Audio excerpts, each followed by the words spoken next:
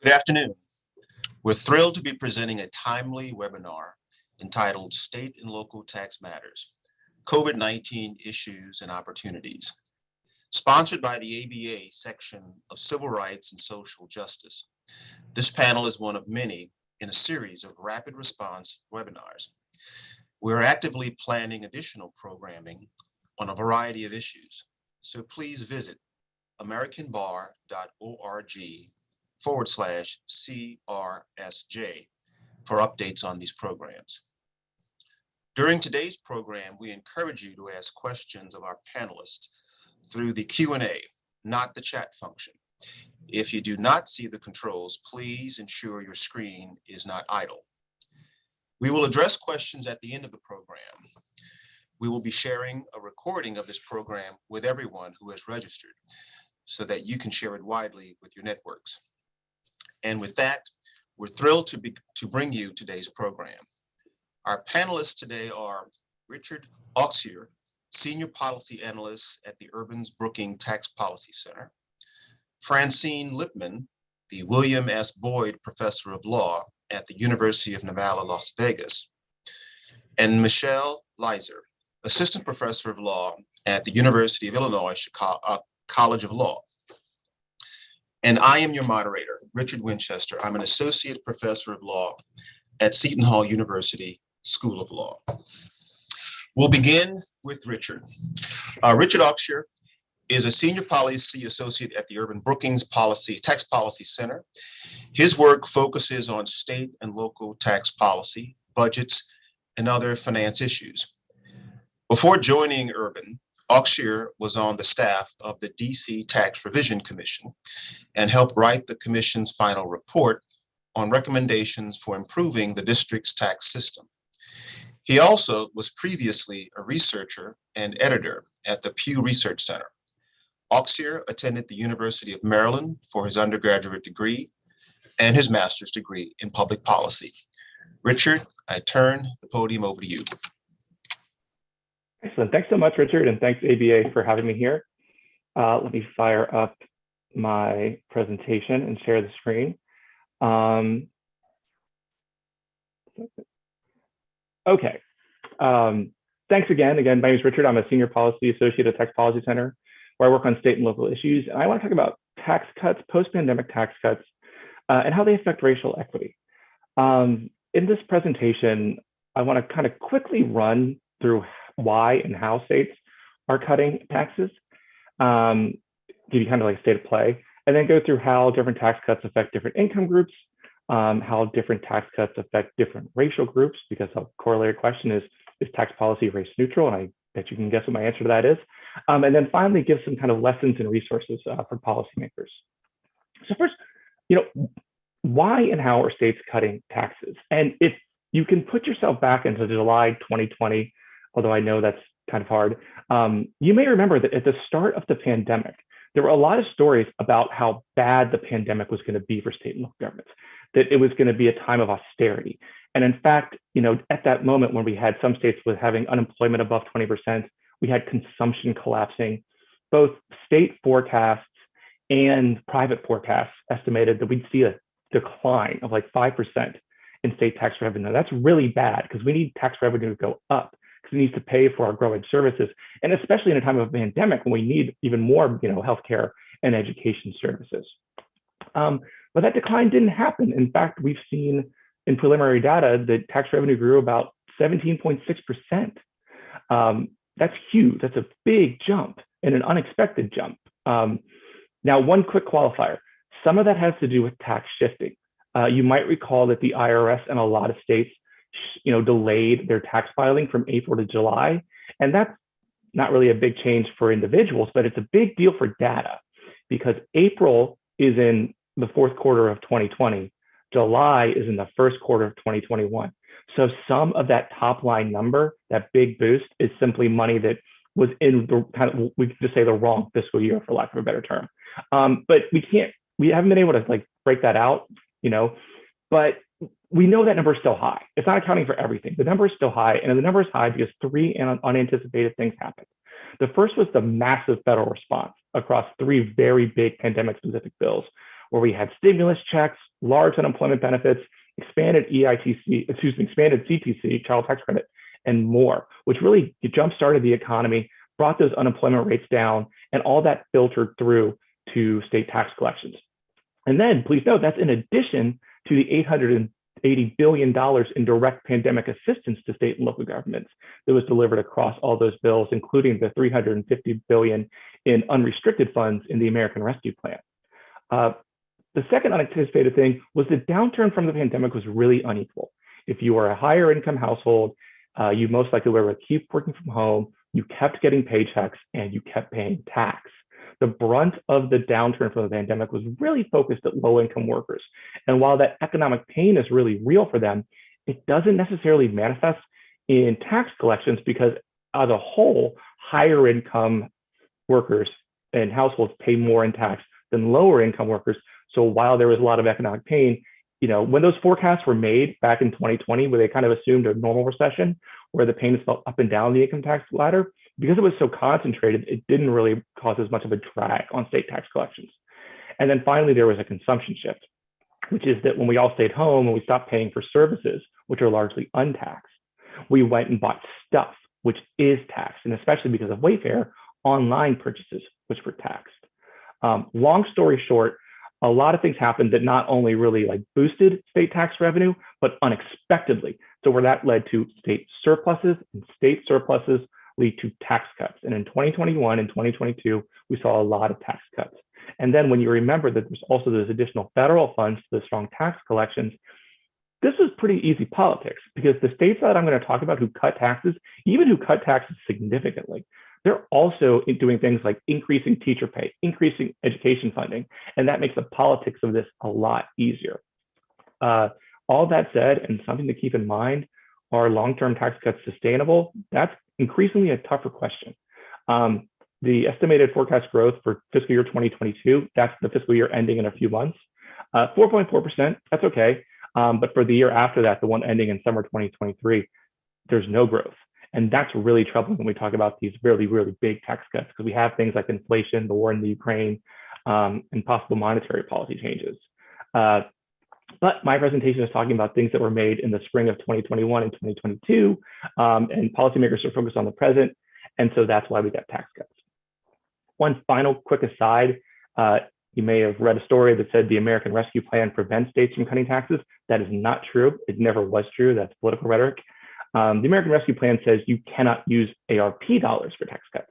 And so they made a rule that said your inflation adjusted FY 2019 tax collections, that your current collections have to be above those levels. As we're seeing with this big boost in tax revenue, that's not an issue in the current fiscal year. It could be in the future though, although that rule is also being challenged in court. But the key takeaway is that there's no proactive ban. You're allowed to cut taxes if you want. Okay, and so what we got in the past 2 years are a lot of individual income tax rate cuts and expanded earned income tax credits. The rate cuts are very simple. In fact, that's one of their selling points. Example, Idaho. Idaho cut its top rate from 6.925% to 6.5% in 2021, and then further cut that top tax rate to 6% in 2022. We've also seen states eliminate rates, and we've seen Georgia, Iowa, and Mississippi move to a flat tax rate. They've also lowered it. Any state that eliminated a rate also lowered it. Okay. The earned income tax credit can be done a few different ways. The key thing to know about a state earned income tax credit is that it's typically a percentage of the federal credit. That is, the filer computes her federal EITC, and then the state says, you get 40% of that, you get 20% of that on your state return. So a very common way for states to increase their EITC is to increase the match. But that can be a lot of different things. For example, DC increased this match from 40% to 100%, by far the most generous credit, whereas Indiana increased its match from 9% to 10%. Another way to expand your EITC is to make it refundable. And that's important. I'm going to talk a lot about refundable credits, because a non-refundable credit means that if it hits your state tax liability, that's all you can get. You can only get your tax liability down to zero. A refundable credit, if you have credit above what your tax liability is, you get that back as a rebate. So it's a way to really help low income households that don't have much, if any, taxable income. You can also expand it to types of workers who are typically left out of the federal EITC. For example, childless workers who are going to be in quotes, because when I say childless, I just mean they don't have a child on their tax return. They very well may have a child, but if the parents aren't married, one of the parents has to claim and the other can't. They get a really low EITC, so states can tweak their calculations to deliver them some, benefits. Also, childless workers younger than 25 are ineligible for the federal EITC. States can make them eligible. Similarly, ITIN filers, who are typically undocumented workers, are ineligible for the federal EITC. States can make them eligible. I think Francine's going to hit these a lot better and smarter than I am, so I'm going to kind of leave it there, but there are lots of ways to expand the EITC. Okay, here's what happened in 2021. 29 states and the District of Columbia passed a major tax cut, so more than half the states. 11 cut individual income tax rates, and 13 expanded or enacted an EITC. So a lot of states cut taxes, and nearly all of them were either cutting rates or expanding an EITC. I've left some other notes on the slide if you want to come back to this, but the big takeaway is a lot of tax cuts, a lot of rate in the EITCs. Similarly, in 2022, it's still early, some states are still working, but we've already seen 17 states enact significant tax cuts, including 9 states that have cut individual income tax rates and 3 that have expanded an EITC. So there's a bit more of a disparity this year. There's still legislation pending, maybe that number changes, but definitely there are more states cutting income tax rates this year than expanding EITCs. And that's important because what I want to talk about with the rest of this presentation is how those different types of tax cuts that we sometimes just lump together as tax cuts can have really disparate effects on different types of households. And let's start with income.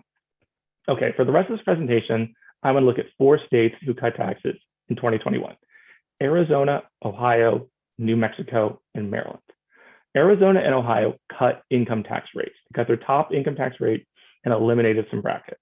In contrast, New Mexico and Maryland boosted their EITC and delivered some other refundable tax credits.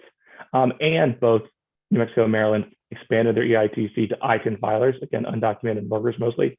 And Maryland specifically increased its EITC match for childless workers.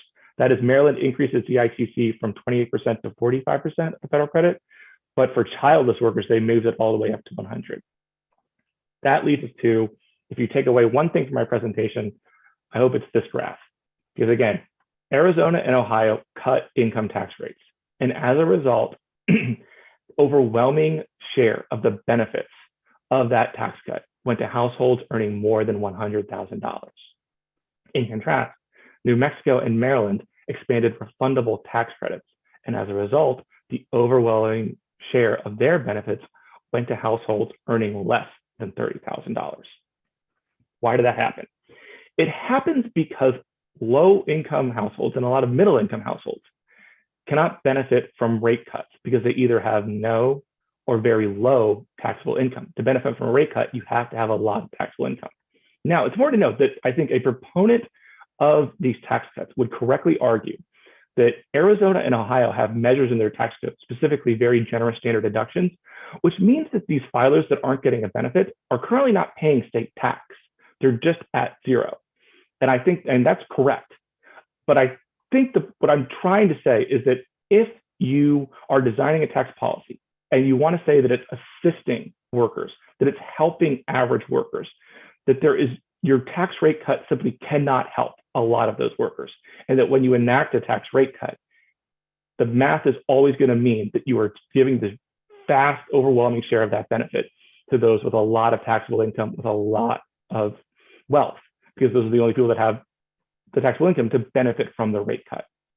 In contrast, if we look at New Mexico and Maryland, who passed refundable tax credits that assist those with low and no taxable income, and also have eligibility restrictions that higher income households can't benefit, the benefits of their tax cut is targeted directly at lower income households. So it's a policy choice. It's your goal. Which type of households are you trying to assist by delivering these tax cuts? And I think specifically for these post-pandemic tax cuts, where you had a very unequal effects of the downturn and then economic recovery. And then one quick note before we leave these, tax rate cuts cost a lot more than refundable tax credits. Okay, so that was income groups. But what about racial and ethnic groups? How do these tax cuts affect them? This is a little tricky because in tax policy, we often consider it race neutral because agencies don't collect race data and laws don't explicitly mention race. But what's undeniably true is that tax systems do not affect people of different races and ethnicities in the same way. So we wanted to look at this from these 4 states tax cuts. The TBC state tax model does not include race data. So what we did is we built representative households using census data. And so we built households of a childless worker, of a single parent, of a married couple with no children, and a married couple with children among different ethnic groups in all 4 states. And it allowed us to take a closer look at who benefits from these tax cuts. So on the slide I have up right now, this is Arizona. And you'll see that there are white households and Latino households with different characteristics. And if you look at the tax cut, which is the italicized number in parentheses, most households are not getting a big, if any, tax cut, because across in both white and Latino households, people earning the median wage don't earn enough to benefit from this. The one household that does is the married white household with 2 children. They earn enough to get a $200 tax cut. But most of the benefit of Arizona's rate cut is going to those who are earning well above the median level, and those who earn the median or half median don't have enough taxable income to benefit from that. In contrast, if you look at New Mexico, you'll notice, especially if you look at those earning 1/2 of the median wage and 1/4 of the median wage, in both the white and the Latino households, you see sizable cuts. And that's true. It's in general, the Latino households, and if I was to show you Ohio and Maryland, you'd see something very similar. The Latino and Black households get roughly the same or larger tax cuts because their median wages are typically lower than the white households. Whereas in Ohio and Arizona, the only people benefiting are typically forms of white households because they earn more than the Black and Latino households. So rate cuts concentrated among higher income households. The only way to get at these lower income households is these targeted refundable tax credits. To kind of put a finer point on this, I'm now showing you the effect of the tax cuts in Arizona, New Mexico, Ohio, and Maryland. And again, you'll see Arizona, Ohio for single parents with 2 children. There's just no tax cuts. They don't have the taxable income. But in New Mexico and Maryland, there are significant tax cuts. And then if you look at the numbers in parentheses here, that's not the share. That's the share of all single parent households. And something to keep in mind is that while the white and Latino and Black households in Maryland and New Mexico are all getting roughly the similar tax cuts, the share of single parent households is larger among the Black and Latino communities, which means that you're kind of targeting them more by this cut. Even though the white and the Latino and Black households are getting roughly equal tax cuts, the average all earning median wages for their group, they're disproportionately represented in those communities. And so your tax cut is doing even more if it's a refundable credit for those populations. And then I also wanted to again hammer in on the childless workers, because again, you have to make specific changes to benefit them. If you look at childless workers earning average wages for their group in their state, no benefit of the rate cuts in Arizona, Ohio. In New Mexico, they get a pretty good tax cut, but in Maryland, they get a really big tax cut because again, they specifically went out of their way to assist childless workers by changing their formula. And I don't have data on ITINs, but it's a similar story where if you don't make ITIN filers eligible, they would get none of the benefits from the EITC. If you do, then they're included in this. You just have to take that extra step to ensure that they're included in the tax relief. So just to wrap it all up, because of existing inequities, states must consider an EITC or another refundable credit if the policy goal is to help average families.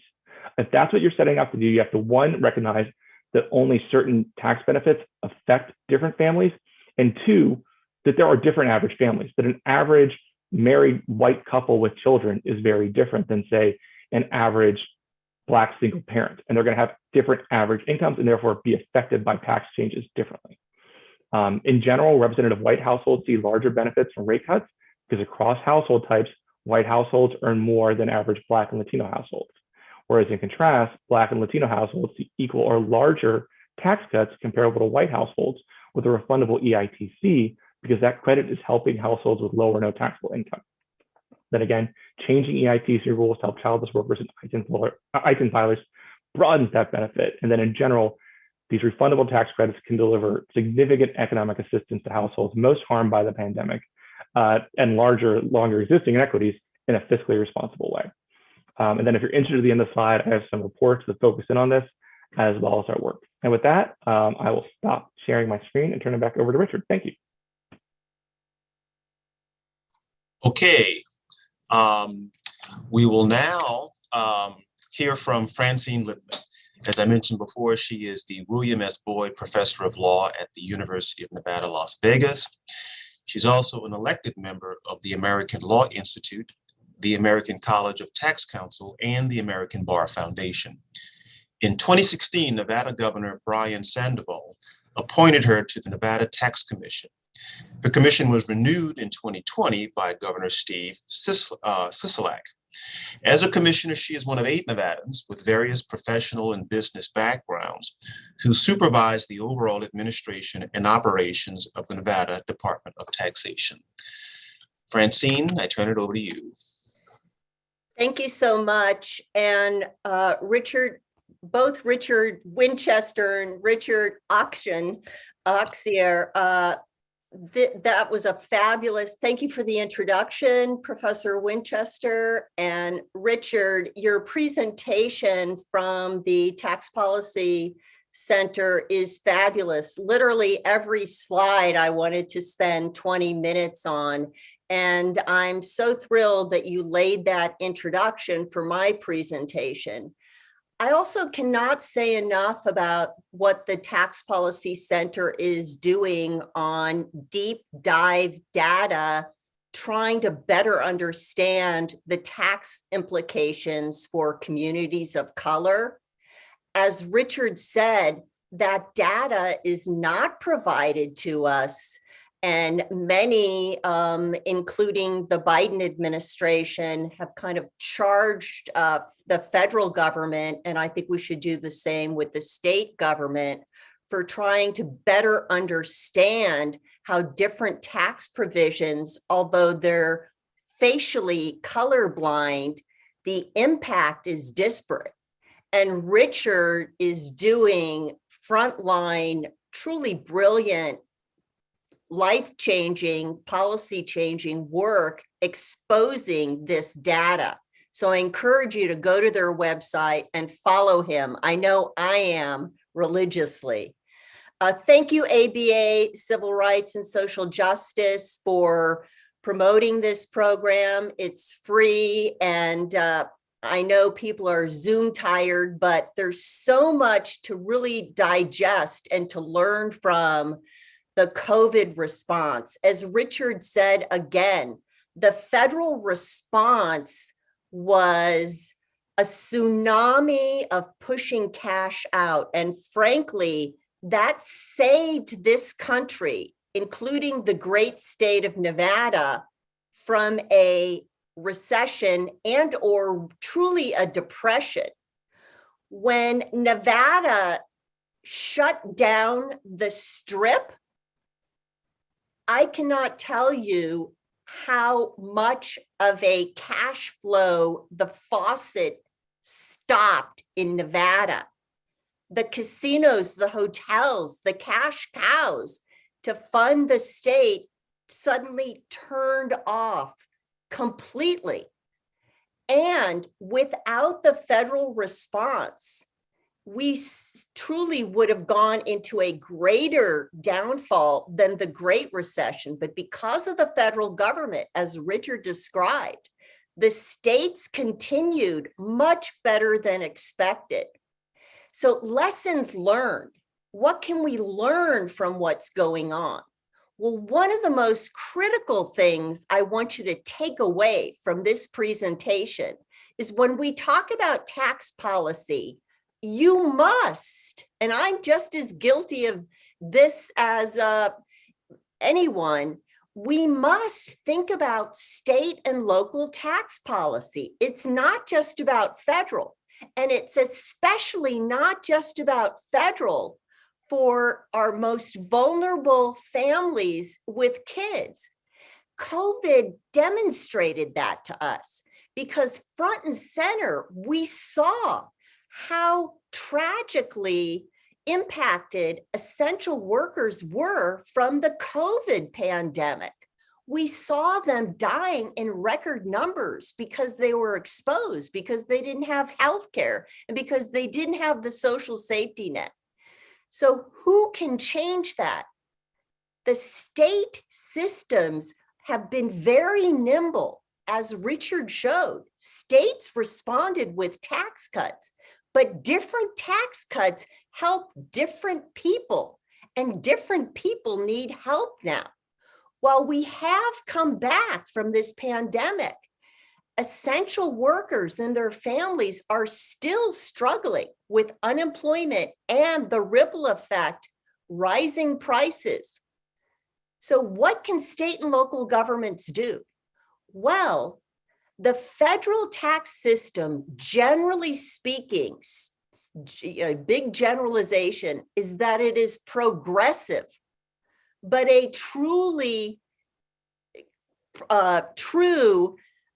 takeaway from state and local tax systems is they are predominantly regressive, which means if you look at this chart, the lowest quintile, the lowest 20% of families suffer the highest rates. That is antithetical to tax policy. The poorest among us do not have the wherewithal to subsidize the rest of us. And that is one big reason we do have income and wealth inequality. So if we can get through on the front line some of the different tax programs that different states are implementing, we can help these families, which will clearly help all of us. You can see that this is a slide of state and local tax rates, including all of the state and local tax systems. And why this is because states rely heavily on sales tax. The most regressive state, and by the way, all of our data is backward looking. The good news is Washington has recently implemented a refundable, or actually funded a refundable earned income tax credit that hopefully will change this. But the most regressive state among all 50 plus Washington, DC is Washington. And you might think that Washington on its face seems politically progressive, but it doesn't have an income tax. And it relies significantly on state and local taxes. As a result, that impacts the most vulnerable, the poorest families, because of course they have to spend everything. They can't save. And so they're disproportionately paying a higher portion of the state funding, which again makes no sense. When we look at how these quintiles pay their consumption taxes, their sales taxes, their excise taxes compared to personal and income taxes, the lowest quintiles pay very little in personal and corporate income taxes, but they pay a significant amount in sales and excise taxes. And that's why we have this regressive scenario from the state and local system. And what's important about understanding this is that while you might have a progressive federal system, if you couple that with the state system, you can see that overall, the most vulnerable taxpayers among us are paying more than they can literally afford, which is pushing them into poverty, including their children, who are 100% of our future. Now, if we look at the different, so what can states do? Because sales tax generally on its face is a regressive system. You can see that sales and excise taxes, that's this brownish bar, are regressive. The lowest quintiles pay the most. Property taxes, which is a big state funder for K through 12 education, property taxes are similarly, but not as aggressive, not as regressive. What you might say, why does the lowest quintile pay property taxes? The answer is that they pay it through increased rent.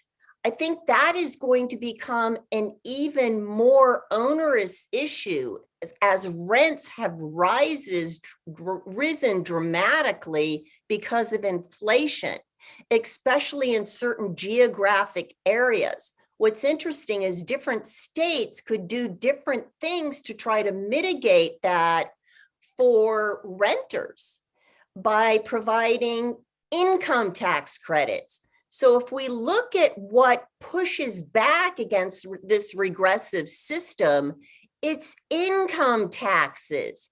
Income taxes are designed to rely upon the wherewithal to pay or the capacity to pay, which is income, arguably. We don't have wealth taxes yet. So you can see this slide demonstrates that is the tool states need to use to push back against regressive sales tax. And they do. So what can states do? Well, as Richard set up for me, the federal government had arguably, I describe it as the perfect rainbow response to the perfect storm of COVID. What they did was push out cash to everyone. That was the economic impact payments. They just pushed it out to everyone, whether you were a taxpayer or not. And eventually in 2021, whether you had a social security number or not, if your children did, they got the economic impact payment. The good news is the federal government did respond to advocates like myself saying, you've got to push this out more broadly. And each economic impact payment became more inclusive. And the states responded even more aggressively. So the real absolute rainbow from COVID was the advanced enhanced child tax credit. It literally saved 4.1 million kids and their families from poverty. More importantly, 1.1 million kids were lifted out of deep poverty. Deep poverty is half of the poverty threshold rates, which frankly is third world country poverty, not eating, not having shelter, homelessness. So there are lessons learned from this. And the lessons learned are the child tax credit. If you wanted to cut childhood poverty, make it fully refundable, make it more inclusive. Don't just limit it to certain families. As Richard demonstrated, then if it's not refundable, then it goes to higher income families, which is not who is suffering poverty. Similarly, the federal government enhanced the earned income tax credit. The earned income tax credit used to, at least now, but in 2021, it included people who were under 24, 19 and older. If you were a foster kid, 18 and older. 24 and older if you're a full-time student. So the earned income tax credit became more inclusive in 2021, including people over 65. The boomers were suffering because of COVID, especially because of the health issues. Kids were suffering from COVID, so they opened it up. And most importantly, they increased the childless worker. As Richard said, childless worker doesn't mean you don't have kids. It means they're not in your household for more than half the year. That is the one group, childless workers, that are pushed into poverty by taxing. The earned income tax credit was expanded in 2021 to include them at $1,500 versus $500. But more importantly, they increase the income thresholds. So what does this have to do with the states? Well, as Professor Laser is going to tell us in a moment, the states, as Richard has described, generally piggyback on the federal credit. So if the federal credit is expanded, they automatically expand their benefits in 2021. However, many states took this to school and said, we're going to make this permanent, which the federal government has not. And as Professor Laser is going to tell us, states don't have to couple with the federal government, but this created this double benefit, the states that did during COVID. And frankly, that saved our country from a great recession. What is interesting is look at the states that improved their EITC, not states that you might automatically think of, Oklahoma, Missouri, and we've got to add to this picture, Illinois just expanded their earned income tax credit greatly. So what did they do? Well, they kind of went to school on what the federal government was doing. And the state said, we're going to make this permanent. Not every state did, but many of them did. They changed the age. They said, hey, poverty is not limited to a certain age. So they pulled in younger workers. They pulled in higher workers if they meet the age limits. You could see which states are doing this. And most importantly, for my work, I have been beating this drum for more years than I care to admit, that unauthorized workers are paying taxes and therefore they should get the benefits of all the credits in our tax system. Well, ITIN holders were not getting the earned income tax credit and did not get the earned income tax credit during COVID.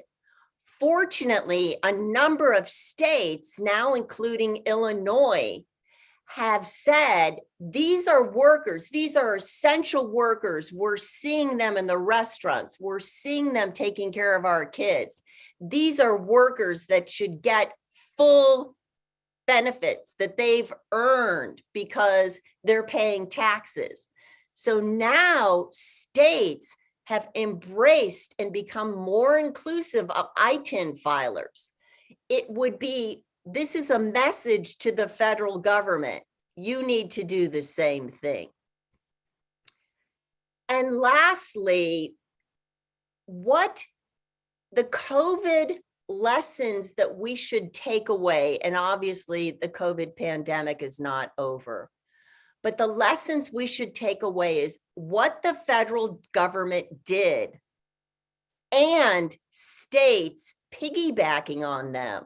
And more importantly, seeing essential workers in their living rooms, serving them in restaurants, keeping them alive as healthcare workers on the front lines. These are families that we need to support, and they are suffering regressive taxes from states. And the only way really states can effectively push that back is through tax credits through an income tax system. So with that, I'm going to turn it over to Professor Laser and stop sharing my screen so she can tell us how we can really make a difference. Okay, so thank you, Francine. Our next and last presenter is Michelle Laser, who is an assistant professor of law at the University of Illinois School of Law. She has broad research interests at the intersection of tax law and social policy.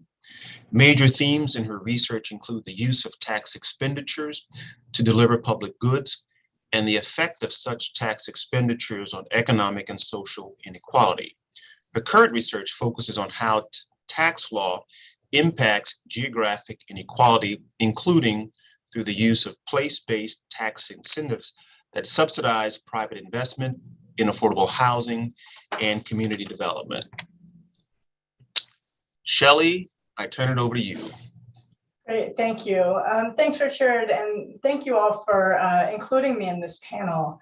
I'm in the unlucky position of speaking last, as Richard and Francine have really set a high bar for me to follow, but hopefully I'll be able to pick up a bit where they left off to focus on a related topic, which is affordable housing. Like Richard said, most of my scholarship focuses on how the federal tax system is used to promote affordable housing and community development. But over the last couple of years, I've started to shift my attention more towards the role of state and local tax systems.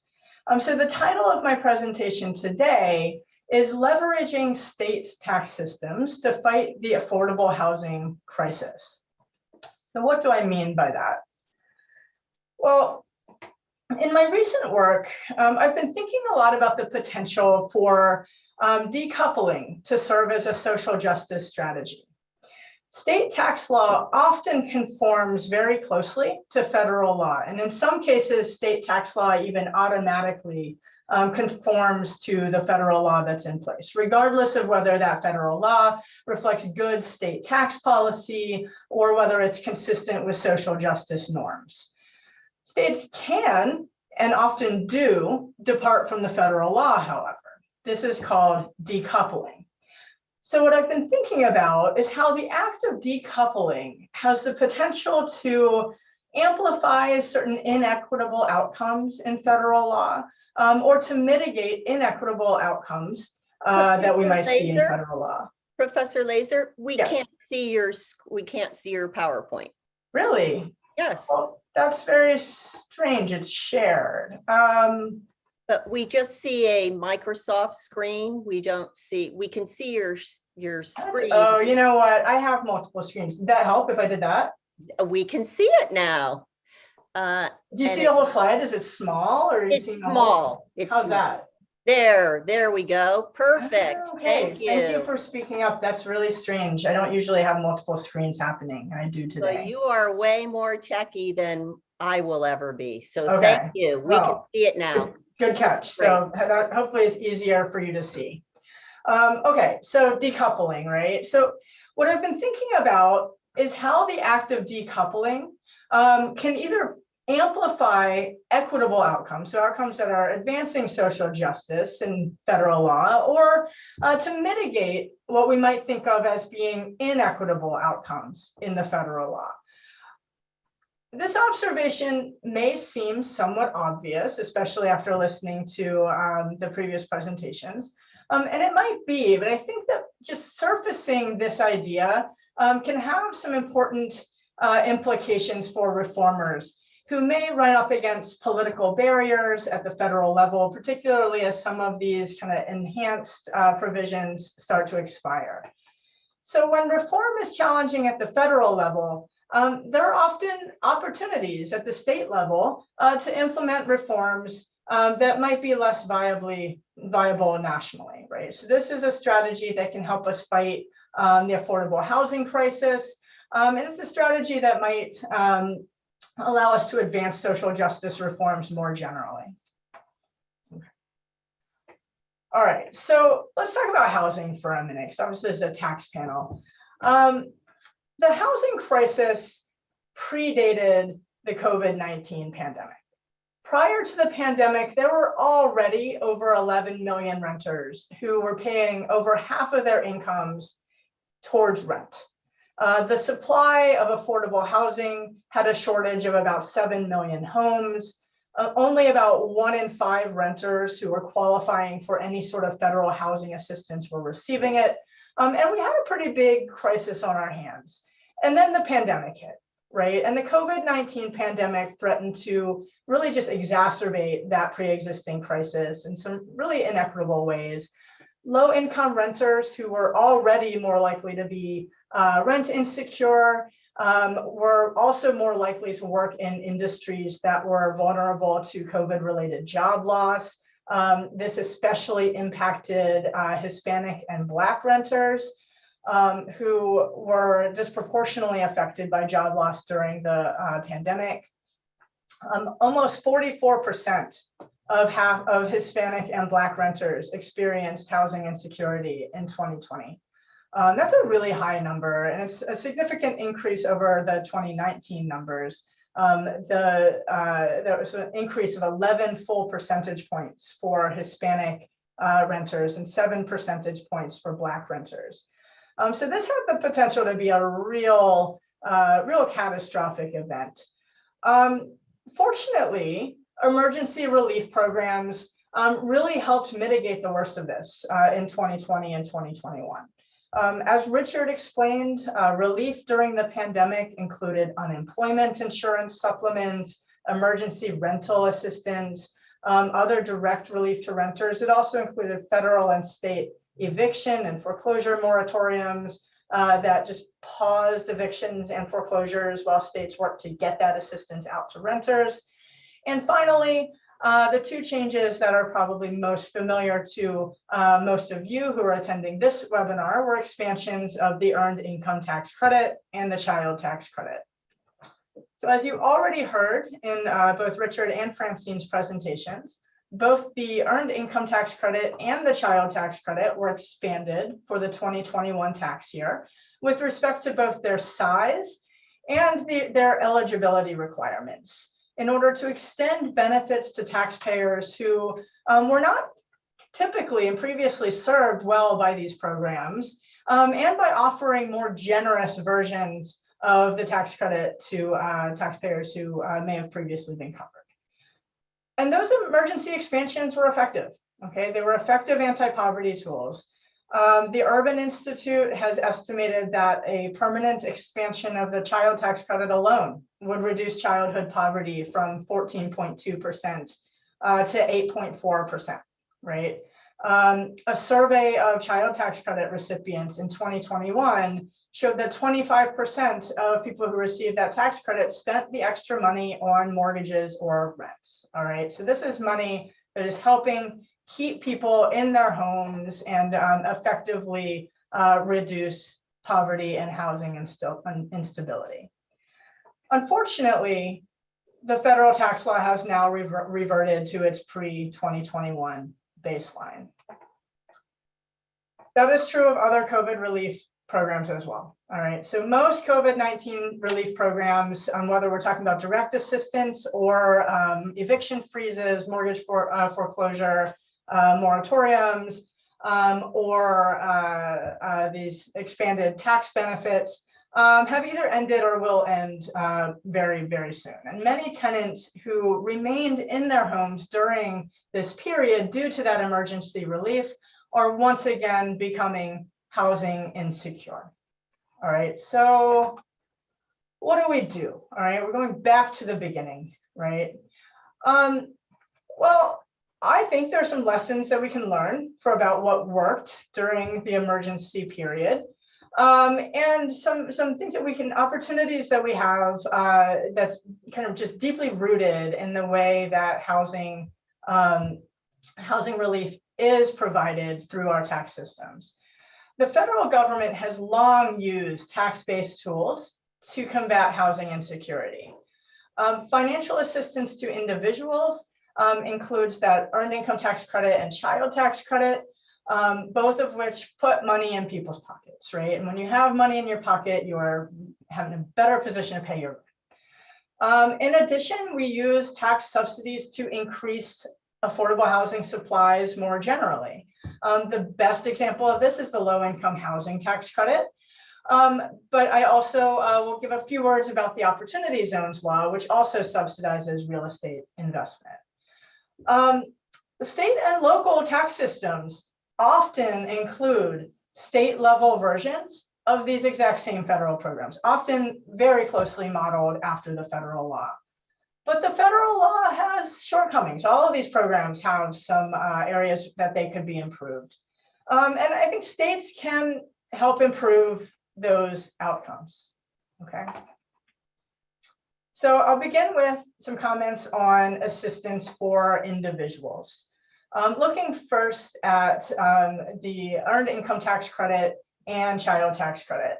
Federal law obviously does provide in-kind subsidies for housing in the form of rental vouchers, but there's a long wait list for rental vouchers, and not even 20% of people who qualify have access to these vouchers. So that means cash transfer programs like the EITC and CTCs are extraordinarily important.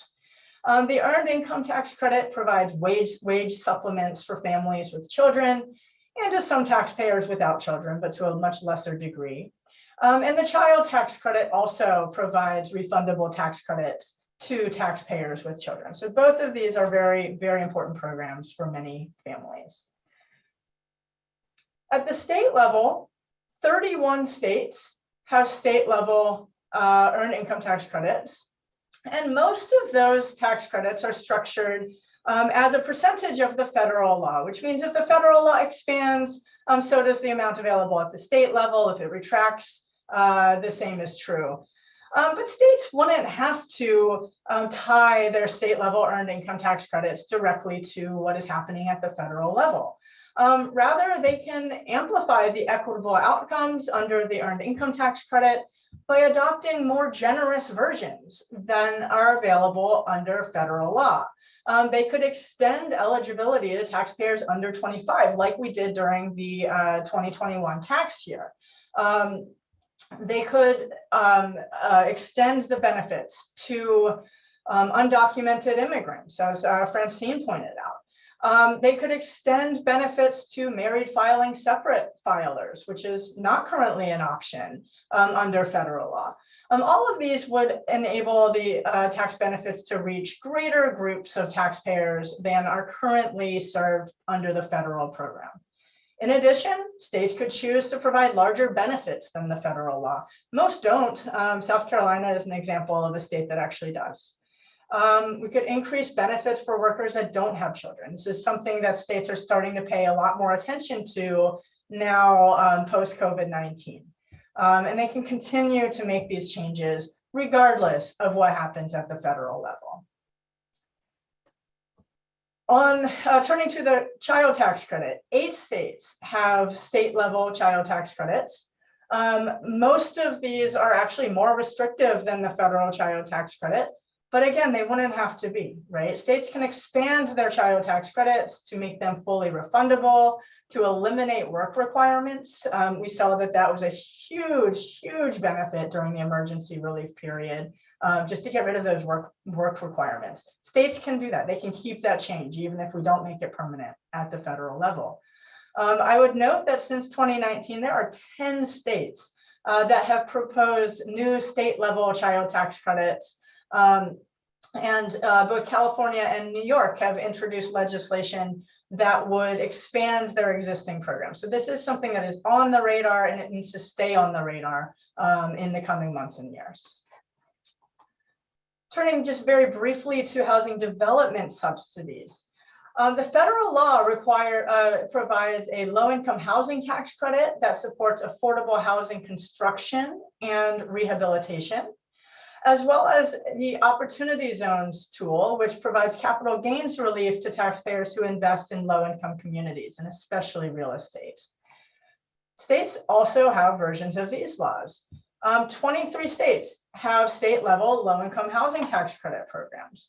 But most of these states model their tax credit program very closely after the federal version.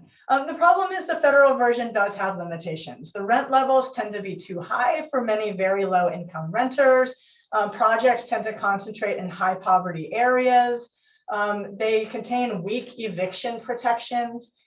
States can respond to all of this. They can design their tax credits to target lower income level tenants, right? They can finance additional projects that are not financed under the federal law, including those in high opportunity neighborhoods. They could provide stronger eviction protections than we see under the federal law, which is something that we know is so important to keeping people in their homes. They can also reform tenant screening practices in order to increase access to housing that is subsidized through that federal program.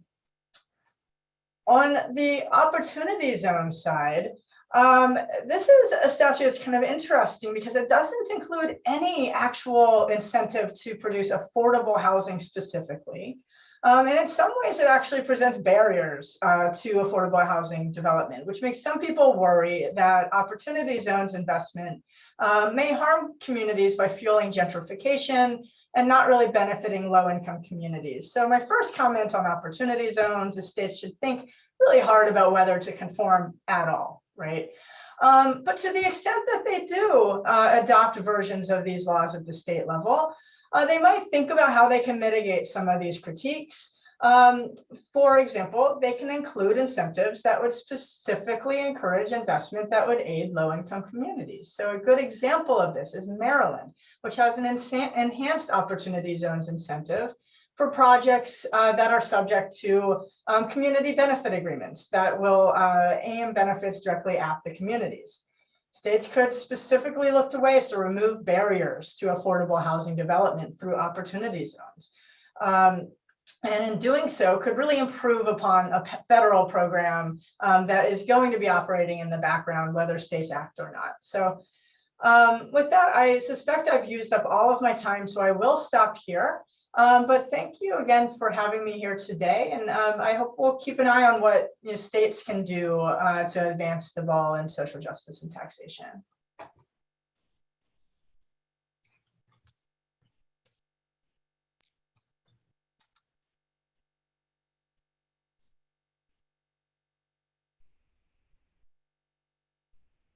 Shelley, I have a quick question for you since we have like 1 or 2 minutes left. Sure. So one of the big frustrations that I see on the front lines of tax justice is that because the IRS is so dramatically underfunded, they have not been able to open their mail, they have not been able to answer their phones. And so our most vulnerable households who get benefits from the federal government aren't being served. Mm-hmm. One category of these are unauthorized workers. In order to get all these benefits, they need to have an ITIN, an individual taxpayer identification number. They have to apply to the IRS to get that on paper. Mm-hmm. Proving their existence, actually sending in their passport, if you can believe that. In any case, not surprisingly, during the pandemic and even now, IRS is just not responsive. So some states, because they're offering benefits to these ITIN holders, are really decoupling, Professor mm-hmm. Laser, and they're actually saying, let's use a driver's license number for this purpose. So that's really thinking outside of the box. And I just wanted to throw that out there. It can even be administrative processes. Yeah, I think that that's a great point and a great example as well. The main reason why states conform so closely is just because it's easy. It's administratively efficient, it's quick, the paperwork's done. We're just going to import some of these numbers from the federal return, and it's viewed as being simple. But you lose something when you do simplicity, right? And that's part of what happens when states are conforming to things that aren't working well.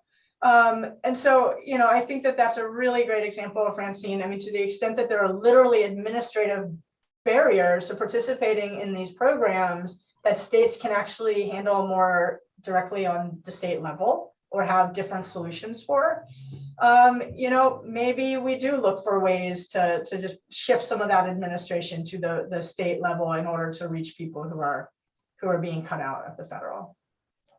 Absolutely. I think that's a great example. Professor Winchester, you want to take us home? Yeah, I was about to say that brings us to the end. I want to thank everybody for joining us. I want to express our gratitude to this esteemed group of panelists. You're doing all such great critical work, and we thank you for taking the time out of your schedule to share your experiences. The section of Civil Rights and Social Justice provides free webinars and resources for legal professionals and advocates nationwide. We hope that this helps you in your work And again, if you can, please consider joining and becoming active in the ABA. You may do so at ambar.org/CRSJ. Best of luck to you in your work.